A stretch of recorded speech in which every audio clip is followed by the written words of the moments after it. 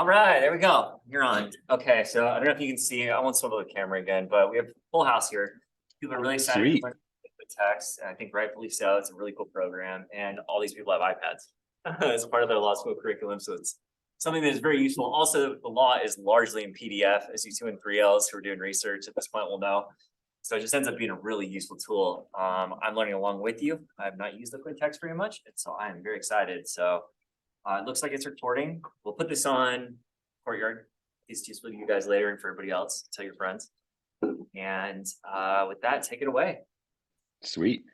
Thank you very much, Sean. And thank you so much, all of you, for coming today. I'm going to start by sharing my screen here. And we'll just head over to our starting point. Okay.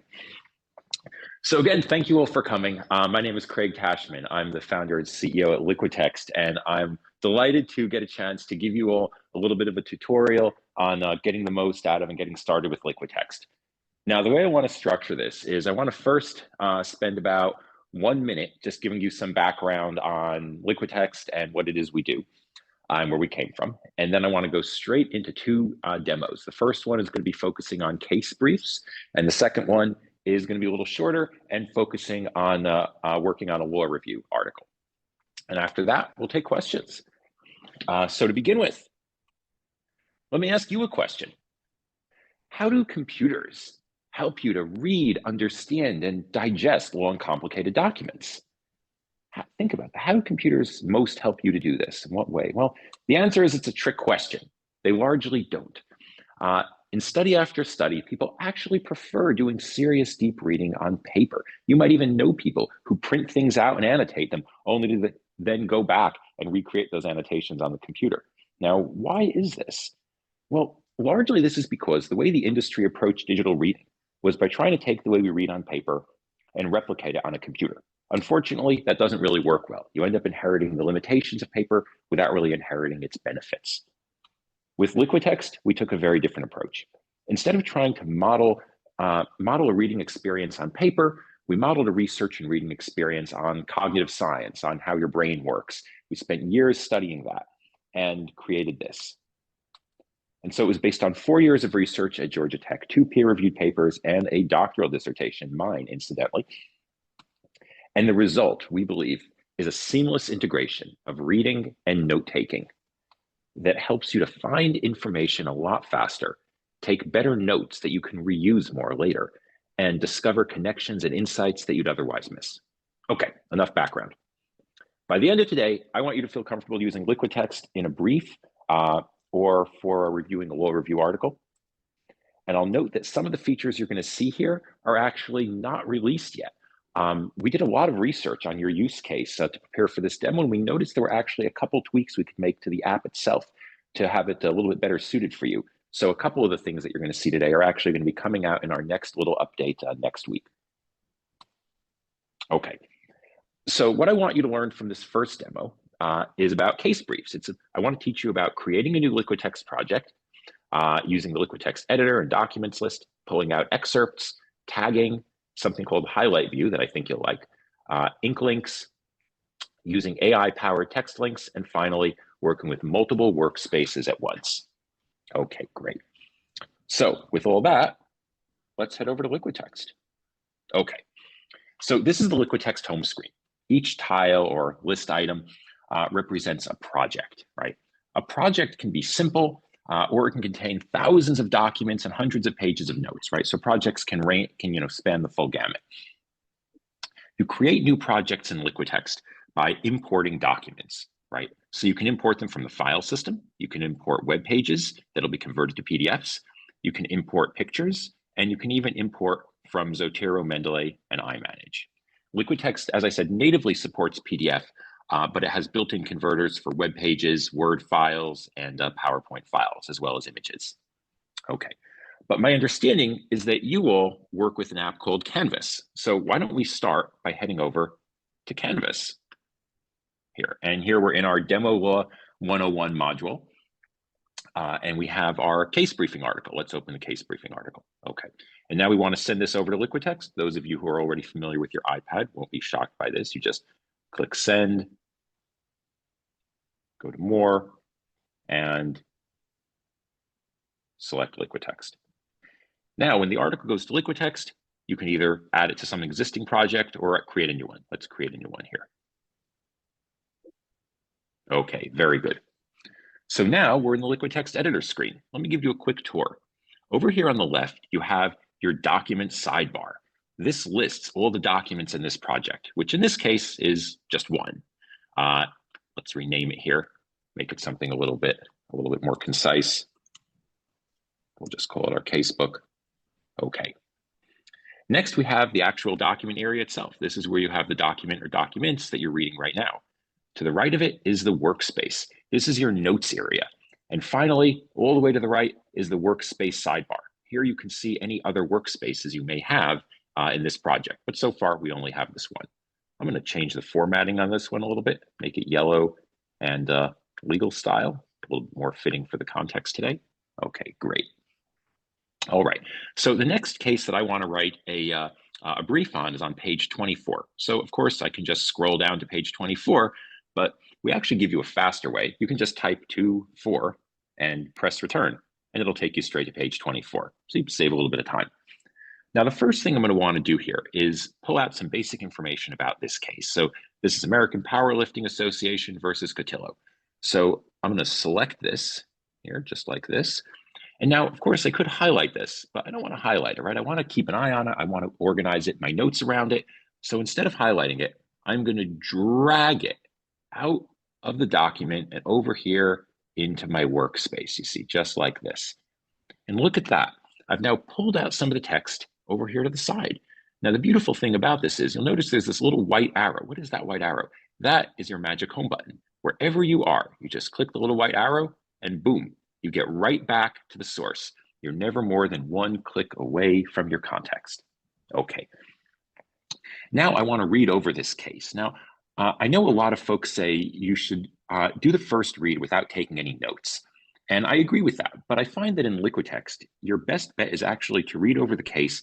Don't take notes per se, but just tag the things that might be important later. So let me tell you a little bit about tagging. So if I select some text in this document here, I can of course highlight it, but you notice there's this little button over here, tags. If I click this, it'll show me any tags that I have available. Right now, there are none. So let's go create some tags and then we can tag the text. To create tags, you go to the top bar, you click on this little 3 dots here, and you select Tag Manager. See? Okay, now we go to the Tag Manager and we can create some tags. Let's create a tag for each piece, for each section of a case brief. So I'm going to start by picking a color. I'll make dark green and I'll say procedural facts. I'll make another one, let's say in teal for facts. I'll make another one in, let's say, blue for issue.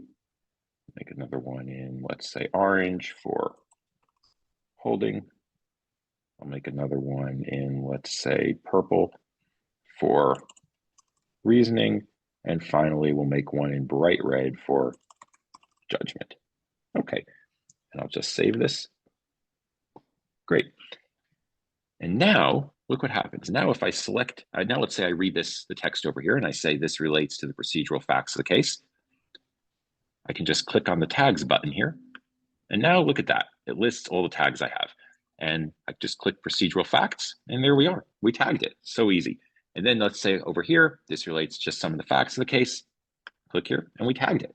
So you see, I can just go through the document, tagging the different sections as appropriate. All right, incredibly easy. Okay, so let's stop here for a moment. Let's switch over to another project where I've actually gone through and completed this. Here we are. We'll just head over to new case. All right, beautiful. And so you see, now I've gone through and already very heavily tagged and even added some comments to the case here. All right. So since I've finished tagging the important parts of the article, it's time to start writing up the brief. Now, LiquidText, as you've seen, makes it incredibly easy to just pull out key sections from the original document, in this case, our casebook. But as we talked about, or not, as we all know, an important part of writing a brief is rewriting it in your own words, right? So instead of just pulling things out, let's create a new text box and write up our write up our brief ourselves. So we'll start by going over here, clicking on create text box, and I'll create a new text box here. I'll select a style, make something a little larger, and I'll write each of the headings that I want for my brief. So I'll say procedural facts, facts, issue, holding, reasoning, judgment. And we'll just give some space there. Okay, very nice. Now I'd like to start with procedural facts, but before I do that, let me show you a little feature that will help you. It's called Highlight View. So you go over here to the document sidebar, you click this little button here, and it turns on something called Highlight View. And with Highlight View, if I take two fingers and I pinch the document, it brings all of my highlights together like this.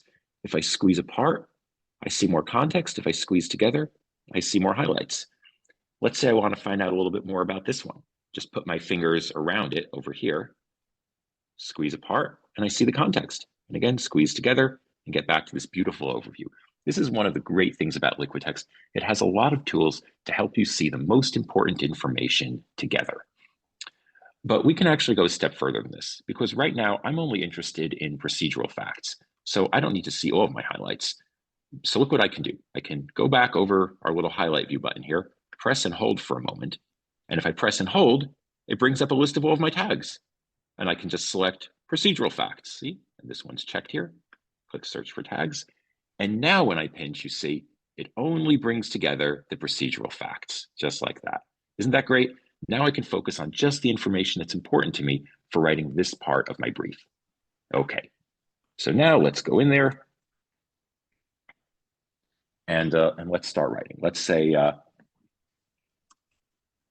Mr. Contillo, the respondent, files charges in state court against the petitioner for several negligence claims in a motion for summary judgment.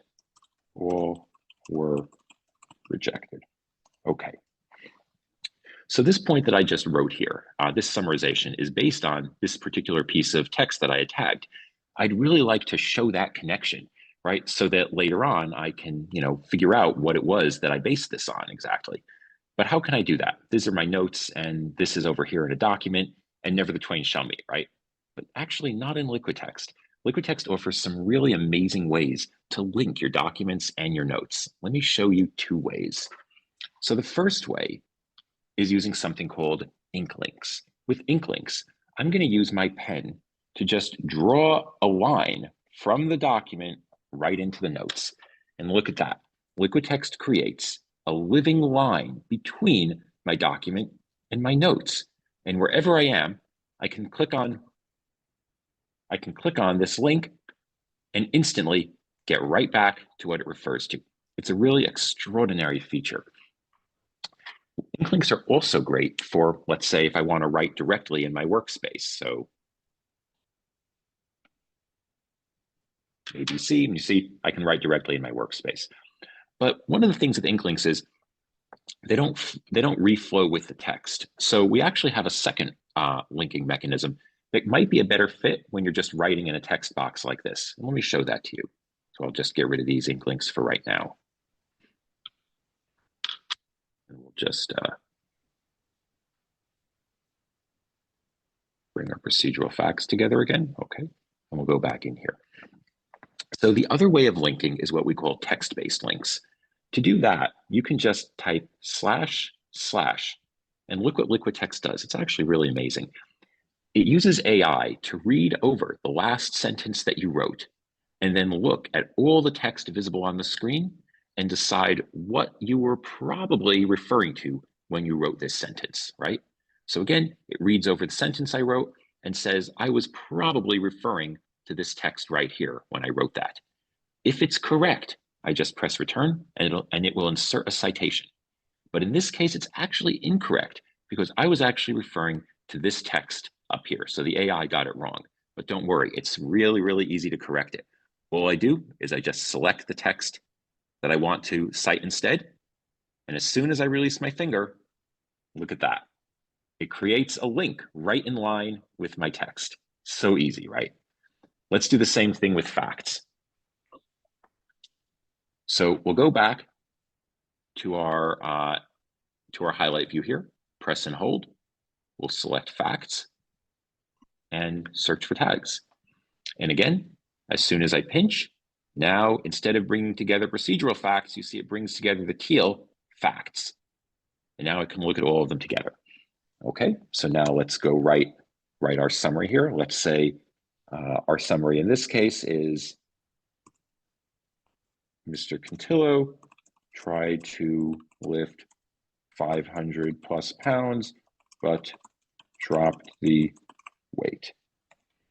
Okay, and again, I'm going to link this by typing // and oh, in this case, the AI got it right, you see. It found exactly what I was referring to when I wrote that sentence. Since it got it right, I don't need to even select anything. I just press return, and look at that. It inserts the link right into my text. So easy, right? Makes it virtually effortless to actually add in a very specific sentence by sentence or paragraph by paragraph citations as you write. And so what this means in practice is that when you're in class and when your professor calls on you and says, I want you to describe this case brief, and you start describing it and the professor says, wait a second, justify that claim you just made. And you're like, oh shoot, what did I base this on? Why did I write this? You don't have to wonder now. You just click the link and it takes you literally to the exact thing that your claim was based on. So the justifications, the rationale behind your statements are now never more than one click away, right? It's really incredible stuff.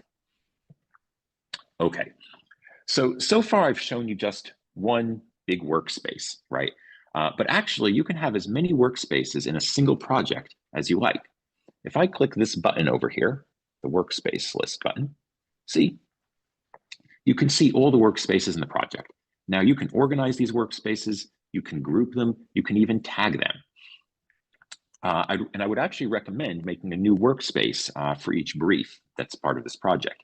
If you do that, you can actually, an easy trick is you can have a template workspace like this, where you just have kind of the structure of what a brief looks like. And then each time you need to add a new brief, you just go to your workspaces list and duplicate that template, right? Just like this. And now go in and start filling it in, just like that, see? Okay, let me pause there for a moment. Let's head back over to PowerPoint. All right, so what we just went over was a few things. We talked about creating a new project. We talked about the LiquidText editor and the documents list. We talked about creating excerpts. We talked about tagging. And I showed you highlight view. We talked a little bit about ink links and about text-based AI-powered links. And we talked a little bit about using LiquidText with multiple workspaces at the same time. All right. So the second demo is more about a law review situation. In this case, I want to teach you a little bit about creating a multiple document project, a project with multiple documents. I want to talk a little bit about comparing documents, creating ink links between documents. I want to talk again just briefly about the text links with a little // I want to talk a little bit about sharing and exporting, and finally what you do if you need some help. Okay, so let's first head back over to LiquidText and close this project. And now we'll head over to the file manager. Okay, great. So let's say we have a submission to our law review, and my job is to examine the first two, yes, only two, citations and make sure they're being used correctly in context. So over here, we have the submission, and here we have the first two articles that it cites. So I'm just going to select all three of these, and I'm going to bring these right over to LiquidText. So I'll just head over to LiquidText here and drop these right in. Now, of course, I could have gone through open file, but drag and drop was just faster for me. I'm going to import these as a single project.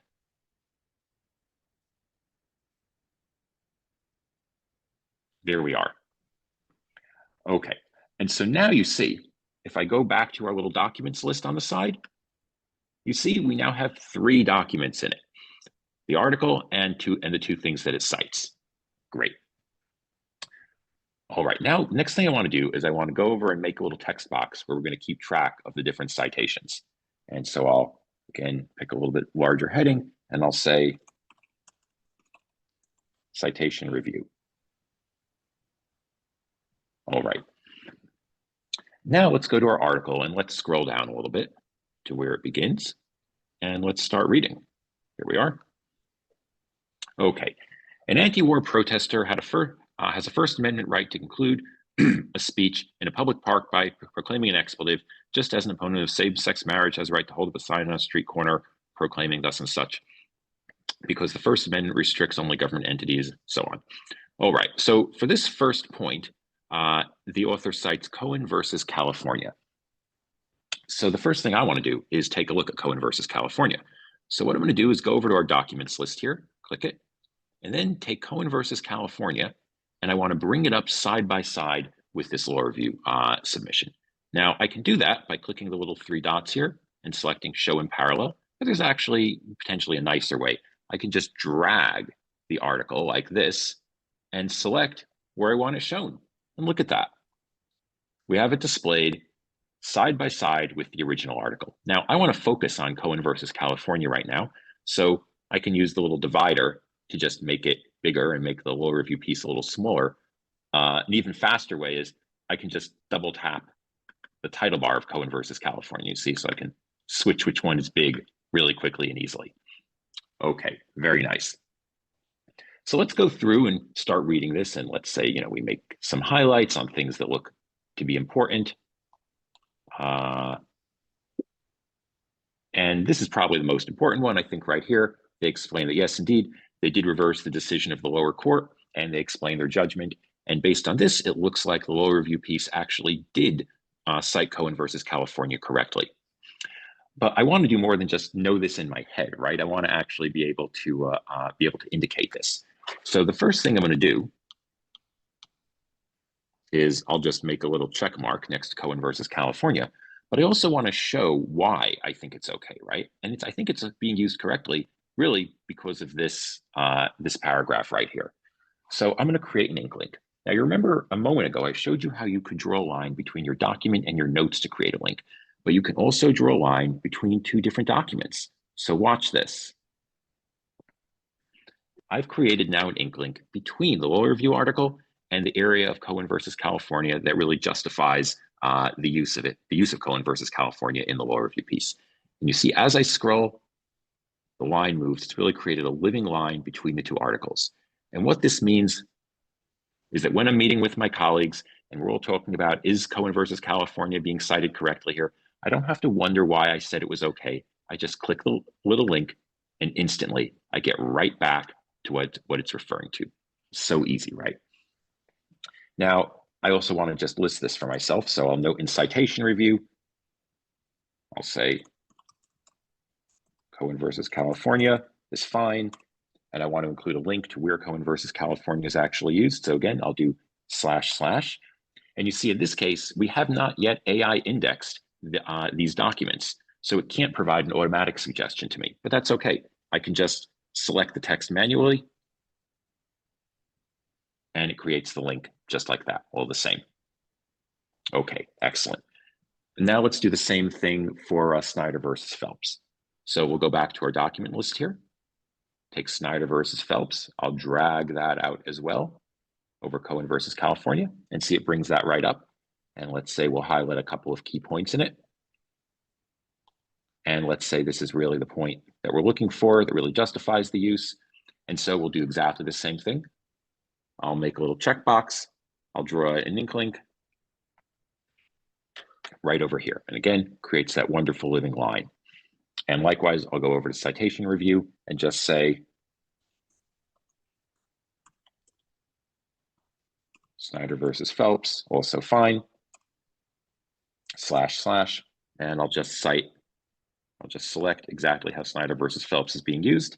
And look at that, it creates the link. And again, these are really great because no matter where I am, I can always just click on the link and instantly get right back to what it refers to. So easy, right?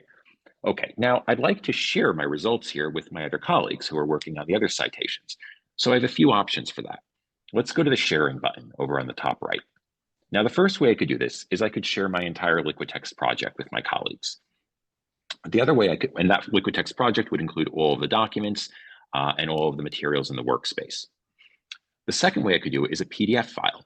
I could create a PDF file that includes all of my workspaces and, if I want, all of my documents and send that to my colleagues. But in this case, all I really need to send them is just my highlights and my final thoughts about the different citations. So I'm going to click the third option, Notes Outline. Notes Outline takes all of my highlights and text and everything and organizes it into a nice linear document that I can send to Word with one click. It's really convenient, right? So I click on Export, another app, scroll over, and we'll just send this right over to Microsoft Word. And here we are. Now I can polish it off and put it into the right format to send off to my colleagues. Okay, great. Now, finally, I want to mention a couple of other points. So let's take a look at the top bar here. Over near the right, we have the Find button. Now, the Find button lets you do searches. And let me just give you an example of that. Let's say we search for protest here in this document. I press return, and you see it found 22 results. But I'd like to see all those results together. So you recall how a few moments ago, I was able to pinch to bring all my highlights together. I can do the same thing with my search results. I can pinch to bring all of my search results together, again, with as much or as little context as I want, dig in deeper around ones that look important, then squeeze back together to get back to the overview. This is personally one of my favorite features in the product because it lets me effectively pivot a document on a word or a phrase or an idea, right? It lets me see how some idea is used across the scope of a document. So this is really powerful. Also, the project that we created here only has 3 documents, right? But if you wanted to add more, you can just click on Add Document here, and you can add more documents to this project from another LiquidText project, from your file system, or wherever. You can also just drag and drop them in as well. Finally, on the top right, we have this Help button. This is a really useful button because in Help, we have all the major areas of LiquidText with little videos demonstrating how to do each of the major interactions in the app. So it's a great way to get yourself up to speed on some of the more advanced and as well as the basic parts of the product. And of course, we also have a little Contact Us button here in case you need any help. Okay, so with all that, let's head back to PowerPoint. All right. So what we just went over was creating a project with multiple documents, comparing documents, creating ink links between your documents. We talked about text links again using the // sharing and exporting, and getting help. Now, the last thing I want to show you before we take questions is LiquidText's real-time sync.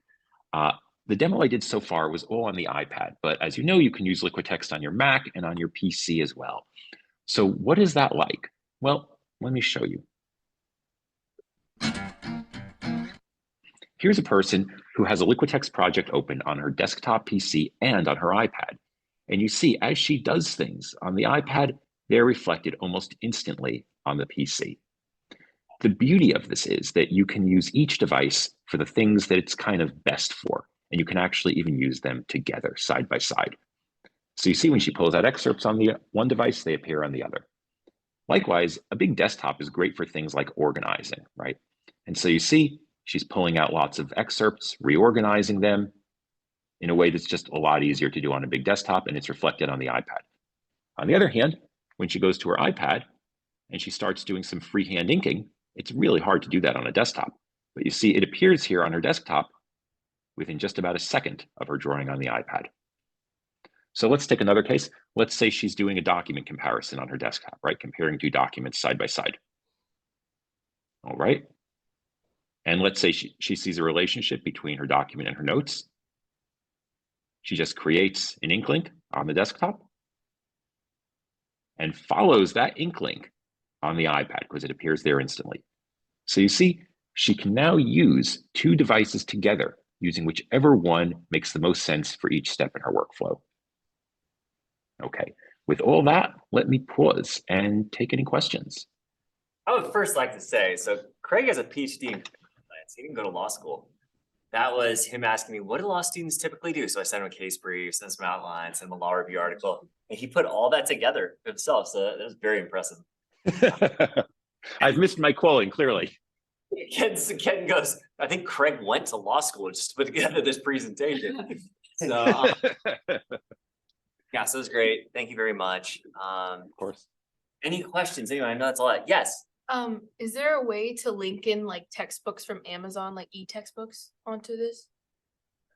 Yeah, that's a good question. Unfortunately, Amazon, we've talked to them about this. They have not given us a good way to link to link to their textbooks directly. You can paste pictures and screenshots and things into LiquidText, which is what it is. But no, they have not given us a way to directly link to their textbooks yet. If you can get that book in any way in PDF, though, then you can bring it right into LiquidText. Like in the West academic casebook where you can print a certain portion of your textbook. I'm not saying you should do this, but if you and some enterprising friends were capable of creating PDFs that created the entire textbook, then you could theoretically, again, you should do it. In principle. Put all of it into LiquidText for fair use. You're using it for your own edification. You're not selling it. All right. Sorry, Craig. Go ahead. Anybody else? Sorry, yes. So I have some PDFs that have not been OCR'd. Right. How does LiquidText functions? How are they hampered if you can't search something through OCR?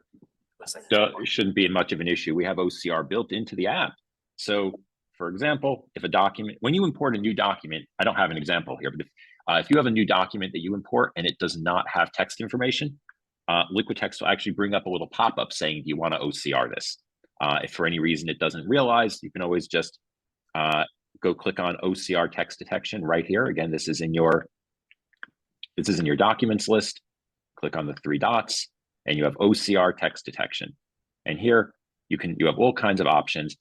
LiquidText actually uses especially on the iPad, it uses the built-in OCR engine within the device itself. So it'll actually OCR each of your pages as soon as you scroll to it. That won't work for search, but that will work for things like, pulling out excerpts and such. If you want to be able to search, then you actually do need to do the full OCR text detection. And then you open it, you click on full document OCR, it takes it a few minutes, and then it OCRs it. It's a really good question. That's awesome. And then I noticed, no other pressing questions. I noticed we have some AI features. Obviously, I'm interested in that. Powered by OpenAI's ChatGPT, which I know costs money. Yes. And so I saw it looks like they have a certain number of credits. Is that, how do those credits work? And then does that reset like per year or?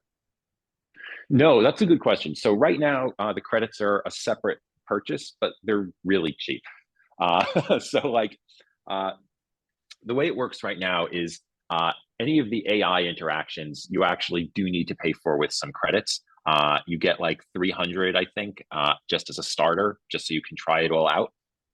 That actually may be enough for many people for a long time. We probably are going to add some, more free credits over time in the future, but right now we're still figuring out exactly what that model is going to look like. But again, the credits are, very cheap. You can just buy them right within the app via the App Store, and that'll power you quite well. And also, let me emphasize that the AI-powered text linking that I was showing you before, if you don't have AI credit, or if you don't buy additional AI credits and you don't actually AI index your documents, you can still use that. It's just it won't recommend the links for you. You'll have to do them manually by selecting things. Yeah, and to be clear, LiquidText is an expensive product by itself. So just having access to LiquidText is really, really cool without the AI features. And because we have this sort of unique academic partnership with them, First Law School, yay, OU, Boomer Sooner, baby. Yeah. They have given us quite a nice discount on this product for you guys. And so we're very excited to be able to offer it to you because we wouldn't have been able to afford it at full sticker price.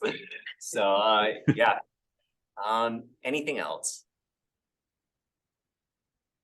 Okay, Craig, that was fantastic. And thank you you obviously put a lot of effort into that and made it very uniquely tailored to our students. We greatly appreciate it. We're gonna roll Of out course.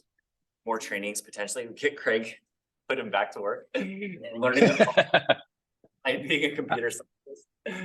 And then, yeah, Hey, Craig, and maybe this question's for Steven as well on the call.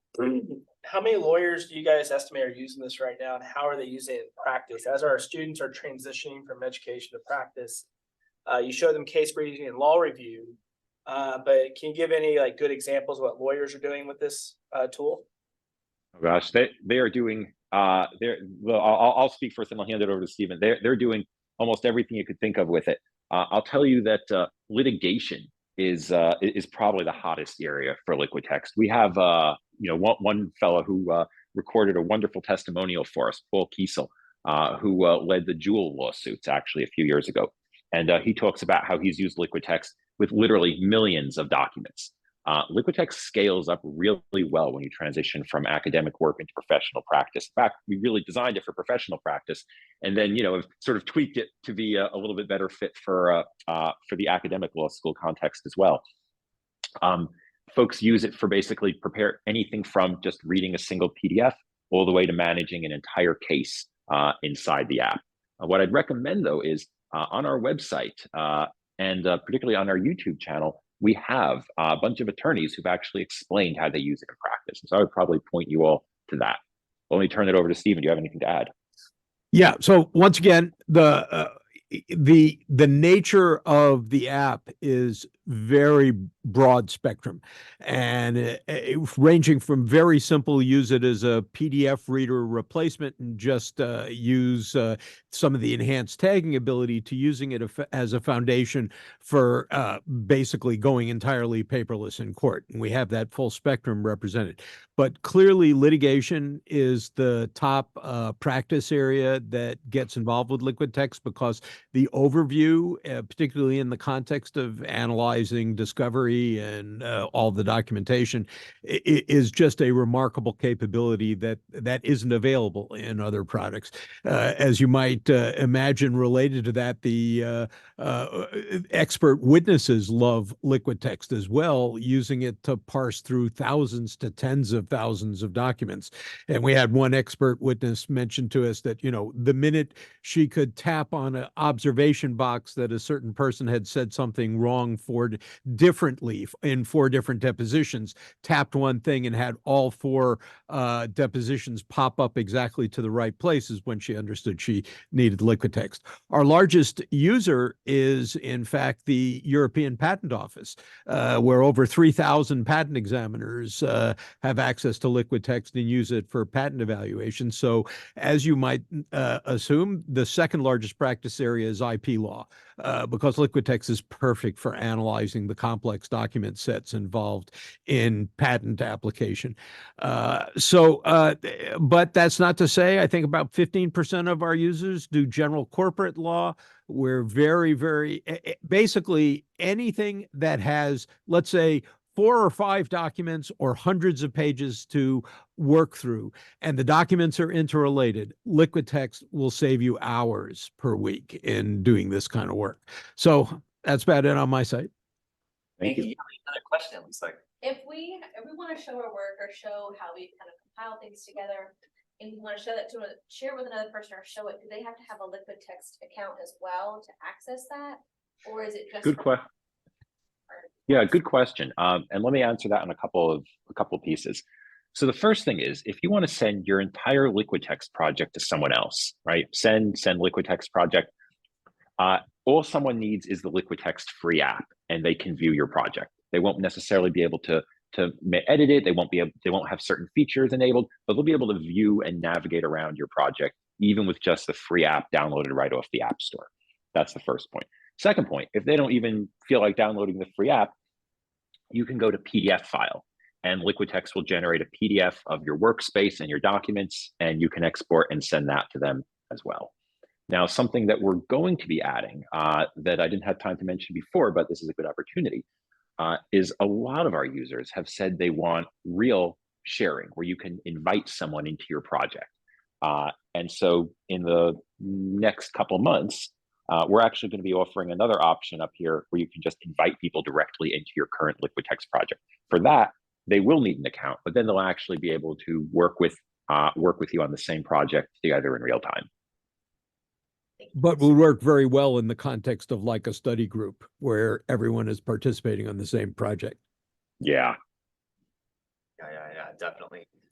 We had alumni reach out. We posted about this on LinkedIn and they're like, wow, LiquidText is rad. I wish we had that when I was there. Because they use it. All right. Great. Well, Any other questions? anybody else? All right, well, guys, thanks for coming. If you have questions, Absolutely. bring them to me and I will send them along to Stephen and Craig most likely. Stephen and Craig, thank you very much. We really appreciate it. And you put a lot of effort in that. It's super exciting to have this and looking forward to more trainings with other pieces of campus. We're gonna do the faculty and staff too, hopefully. Cool. Absolutely. We're very much looking forward to it. Thank you so much, everyone. Take care. Bye-bye. That would have been so useful.